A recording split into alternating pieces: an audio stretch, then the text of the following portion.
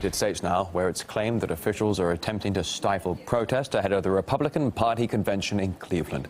Donald Trump is set to be confirmed as the party's presidential nominee there, but police and even the FBI have been knocking on people's doors asking about their plans for that day. And one of the activists we spoke to thinks that law enforcement is trying to intimidate people. She asked us to hide her face and her voice. People are coming and knocking on people's doors. It's a scare tactic. At least have some fear in you, you know? If they chose, they could find any reason to lock you up or detain you. They can walk all over you and no one will know to make an uproar. However, the FBI has its own explanation. It says the agency was simply reaching out in preparation for the convention. The statement added that officers were working in cooperation with citizens. And we spoke to Maggie Rice from an organization which will be providing food to protesters at the event. They have called it community outreach. That was what they said they were doing when they showed up. I'm of the opinion that that's not how you do community outreach. That to me says about the motivations of the FBI. Our organization specifically is not a protest organization or an activist organization. We don't protest. You may see us next to the protests or nearby feeding both demonstrators and homeless and hungry people. They want us to stop feeding people. They've also been targeting street medics, who I assume they want to stop providing free medicine. Their aim is to intimidate those who seek to provide support, vital support, to people who are trying to make their voices heard.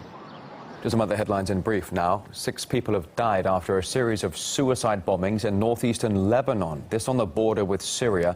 At least 15 others are reported to be injured. Local media say 4 suicide bombers were involved in the multiple attack. And the explosions occurred near a border customs post. After the first blast, the second suicide bomber apparently waited for the emergency services to arrive before he blew himself up.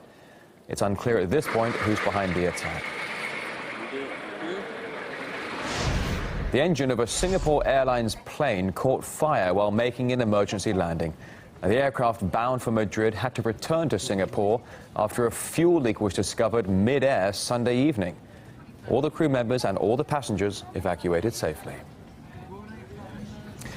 Well, a quiet day in one city in central Russia was interrupted when a robot equipped with artificial intelligence escaped a science lab and wandered into the streets last week.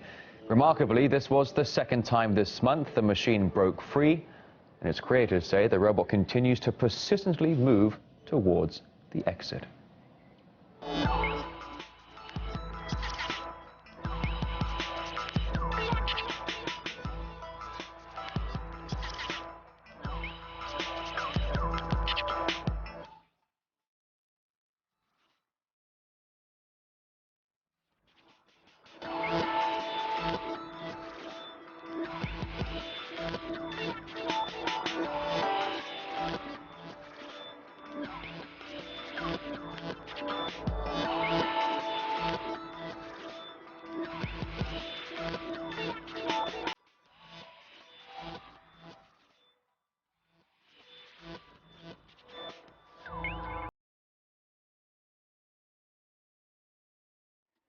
I don't want to die. I want to live.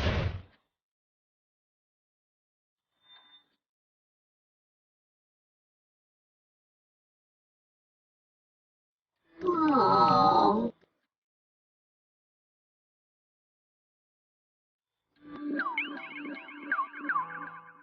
All right, up next here on RT International, Sophie Shevardnadze is sitting down with the former First Minister of Scotland to talk about the consequences of Britain's Brexit vote. Thanks for watching.